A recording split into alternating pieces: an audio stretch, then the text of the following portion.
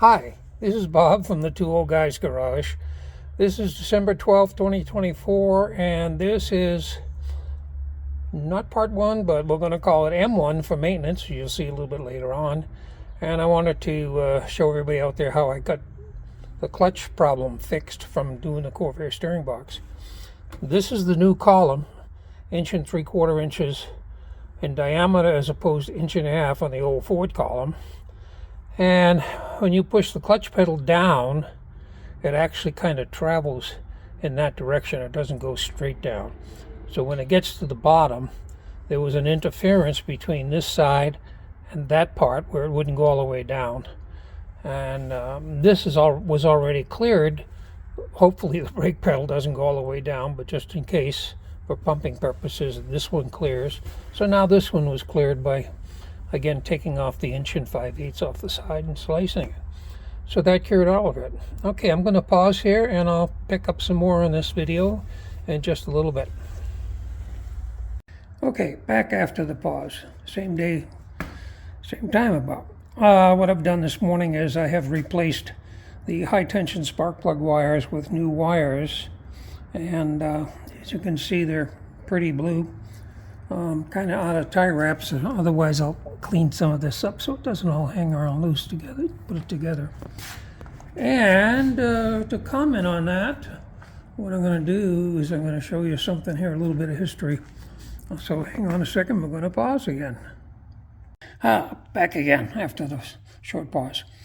I'm looking at my laptop, and my laptop has out on the screen a document that is the complete history of the 32 Coupe from 1955 to current. And this document is available on my YouTube videos, and I'll show you in a little bit how you can get to it.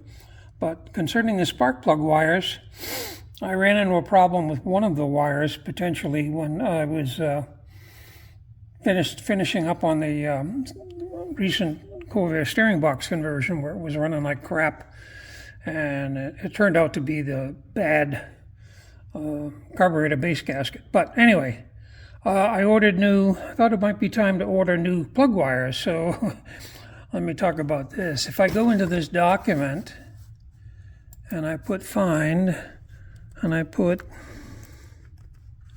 spark, if you look here, in September of 1975 is when I installed the monomag spark plug wire set. And the monomag, way back then, was actually the first Sorensen, I think the company was, to introduce a coiled inductive wire, Mon-El wire, which was low resistance to the spark and high resistance to radio frequency interference. And now it's quite common. And in fact, the new NKGs that I ordered, in fact, have coiled wire inside of them as like. So seeing how it's been 49 years since I put that plug wire set in, I thought maybe it might be time to put it in. So let me pause here again while I get situated. Some car history and includes self-history. I started working on cars when I was 12 years old, which would be 1952. And I did that because we had a gang of guys that hung around together, and some girls. And those were the days when a gang didn't have a negative implication to it. We were just a bunch of guys in the same neighborhood, same church and stuff that basically hung around together. And we lived in Dorchester, suburb of Boston. Excellent metropolitan transit system, but everybody wants to drive someplace. They don't want to ride on the bus or the trackless trolley or the subway. Anyway, so what we decided to do was we got together, and there was about 12 of us at the core, and it expanded sometimes up to about 15, 16 guys, and some girls occasionally. But what it was decided to do was if everybody pitched in a certain amount of money, then we could buy a car and then be able to drive around. And Frankie Tondorf was the oldest, 16, he had a license, I was 12. And the average guy probably was about 14 or 15 years old. So we got the money together, and Frank, being the only one with a driver's license, went and bought two 1939 Ford Phaeton 4-door convertibles. One not running in the garage and one kind of running. Well, nobody in the gang knew anything about cars, so I started out by going to the local library and reading every book I could on motor mechanics or anything that's involved with therein, and then I started working on the car. Now, I worked on that car probably for about a year and a half before we finally gave it up. That included changing engines, tune-up, soup-ups, high compression aluminum heads, carburation, that type of stuff. And got rid of the car, and at that time, probably about 13, 14, Frankie bought a 39 Ford Standard Coupe, which I was his mechanic for, and ended up souping it up, triple carbs and heads and flywheel and all that crap. And when I got to be 15, I decided it was time to get my own car, which I did. I bought a 36 Ford 5-window coupe that didn't have an engine in it and had a smashed front end because the owner, the seller, had got drunk and rear-ended the car 2 weeks before he sold the car to me. And of course, he didn't knock any money down, but $55, okay. So there I was at 15. I went down to the junkyard. I bought a 59 AB flathead engine, put it in. I stripped all the brake parts from the 39 Coupe, that was owned by Don Vedito, and converted it to hydraulic brakes, and eventually got a new front end on it. So there I was at 15, and I discovered that the insurance forms to fill out for insurance, and Massachusetts was a compulsory state. You had to pay for insurance before they would issue you plates for a vehicle. So I found out there was nothing on the form that asked what your age was. And of course, this is pre-photo digital crap days. Everything was on paper. What I ended up doing was I actually registered the 36 Coupe. And of course, not having a driving license didn't stop me. I had a phony piece of paper. And I drove the car until I turned 16. And then got my license 2 weeks after turning 16. Now to the coupe. In 1955, while I was working on the 36, Johnny Ryan started this 32 project. He drove all over New England looking for a good car to start with, and ended up actually finding one that was running, registered, and insured in 1955 in Lynn, Massachusetts, and he paid $200 for it. Then he started stripping it out. Well, most of the gang by this time was hanging out at his garage and not at my garage, which didn't bother me or Freddie McGovern, who had a 40 Mercury convertible down there with me. And he was probably one of the more wealthy guys in the crew because he worked at a draftsman job someplace and was making good money. So he started building the car, 55, 56, and 57, because all these guys were older. They all got drafted, including John.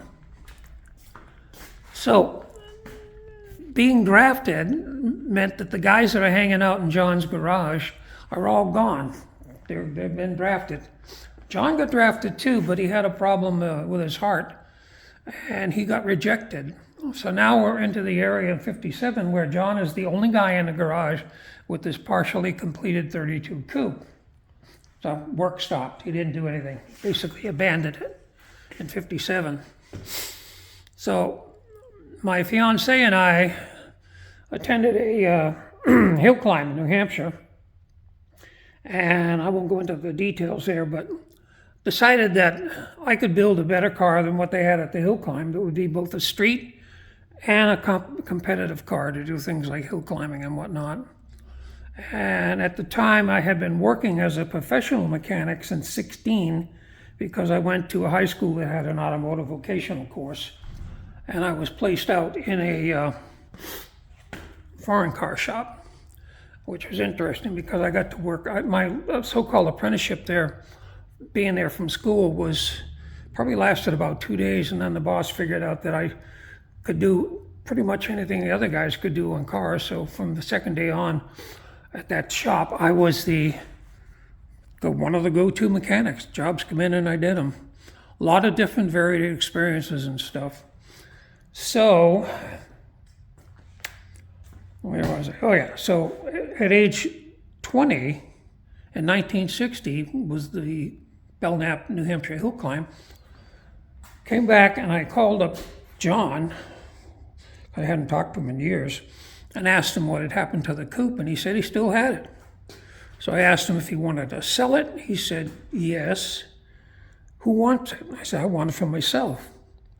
He says, well, I owe $425 back rent at the garage. Pay the rent and the car is yours, just leave my tools. Did. That was the start. June 1960, when I acquired the body, the frame, transmission, rear end, and that was it. Some of the steering was in. Kind of thought it was about 75% complete, but boy, it was actually more like 20 to 25% complete. Anyway, the long and the short of it is that I worked on it till December, stopping till the winter, and then picking it up back in May of 61, or actually, yeah, May of 61. And in a month or so, had 6 months worth of it, had actually got it to where it was registered, insured, license plates, and driving on the road. So that's kind of that. Just hope this hasn't bored you too much, but what I wanted to show you is that this document, since I've retired, I've always kept written records, and through the years I have converted them digitally. This document, which is actually a PDF file of my own local website, which I have not published out on the internet, I just keep it locally internally. But if you go to YouTube, and you pick a video of mine, any video. This is all the same for all the videos. If you look at the front of the video here, there's an introduction. And in the introduction, if you click more, you'll see that there's 3 links there. The bottom link is actually Reader's Ride from Motor Trend when I sent in an article on Lou's car, which he sold a couple of years ago. The middle link is Reader's Ride Motor Trend. That's my car. And as you can see, this is when I first put it on the road in June of 61. It's East Coast 50s rod. It is channeled and it is low to the ground. It is even, big tires in the back, small tires in the front. That's the way we built them in the 50s in New England on the East Coast. So, but the thing that I wanted to point out is if you click on this first one, that actually brings that document up. And you can scroll through that document. It includes written words, and it includes every single thing that I could remember through the years from my written records and later on of everything that's been done to build this coupe. And it also includes, as it goes along, it's chronological. It also is updated periodically, and I think the last time I did it was in September. And after doing the Corvair box, I'm probably about ready to update it again. But here you can see a young me, April 68 in Garden Grove. When we lived, there's the Jag rear end going in, there's the NASCAR heads going on. You can tell this is old because that's my son, and my son at the moment is about 62 years old. So, and anyway, it's it's not pretty, it is comprehensive. So again, I hope I'm not boring anybody with this, but if you really want to know the nuts and bolts story and history behind the 32 Ford, you can go there to any of my videos and click the more on the description and click the link, which will get you this thing. And incidentally, I don't really mind sharing this, so if you look here, you can actually download a copy of this and look at it at your leisure. All right, so this is kind of experimental. I don't have a specific project going, so I'll do these periodically as I do maintenance things. Again, there's the thing, and there's the guide, firing order, plug number. I just started it before I made the video, and it runs good. Also, what else? Oh yeah, one other thing that's coming is supposedly tomorrow. I ordered a replacement tie rod for this joint, and the reason I did that was that the early 48 Ford steering box, that pitman arm was closer to the hairpin, and when the arm moved forward, the nut of the tie rod hit the hairpin on the back. So to get around that, what I did was, on the 48 pitman arm, I shortened the depth of the the bolt of the pin for the tie rod, and then used a lock washer and an undersized nut. Well, it's no longer a problem. As you can see, I got plenty of room with the new Corvair on.